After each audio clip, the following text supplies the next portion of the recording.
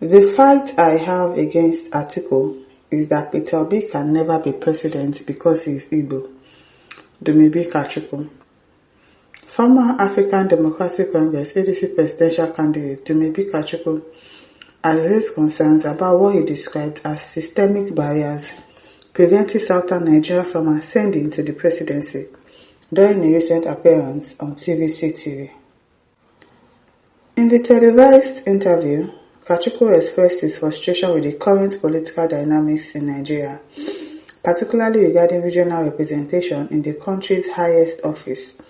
And when I speak right, I speak about the injustice. I speak about fighting for justice in this country, fighting for justice for the South, Atiku stated during the interview.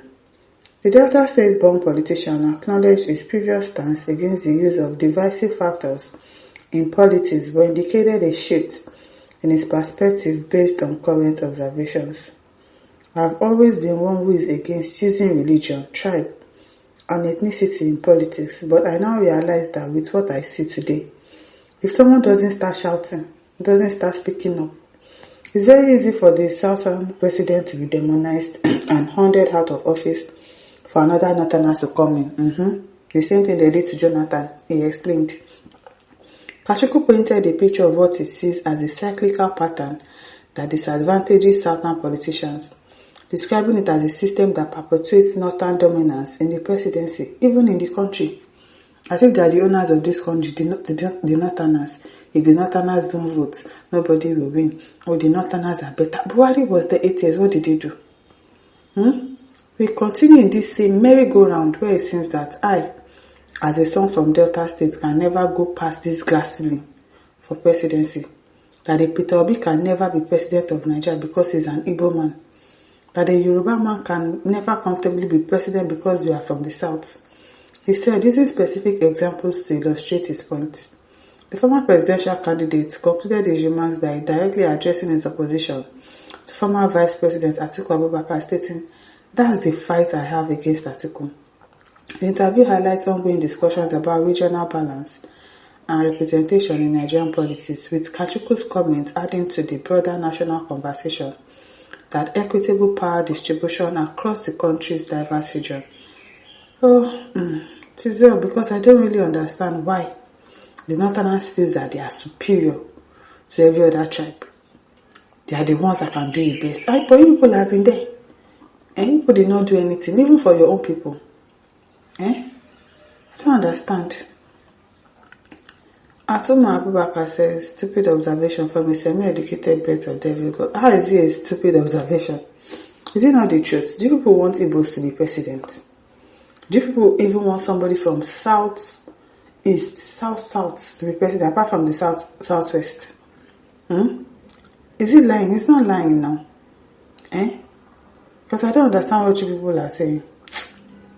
Lucky James says, I think this man should understand the nitty-gritty of politics, and history is always there to remind the people of the past.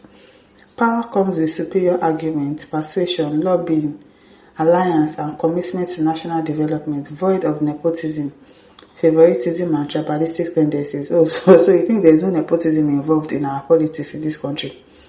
You think so? Atiku should stop vilifying the North politically. The Southeast had never gotten their politics right. How? They spent most of their time agitating for Biafra, while other regions are fighting for Nigerian development. So as the Nigeria developed, the other regions that are fighting for Nigeria development, is the Nigeria developing? Lucky James, go and sit down. Samuel Zio says, maybe Atiku is a business politician, presidential candidate of ADC in 2023. Where did he campaign in Nigeria as a presidential candidate of ADC? Tinubu have paid him to start causing confusion in ADC. Businessman claiming to be a politician. I don't understand. Did you people read it? Or people just read the headline? I know the headline will be confusing people. They will not read the main content of what he said. That he doesn't have issues with Peter Obi, because I don't understand. Sarah Tito says, with this calculation, fortunately for Atiku, the Southerners are divided. Interesting. Which Southerners are divided?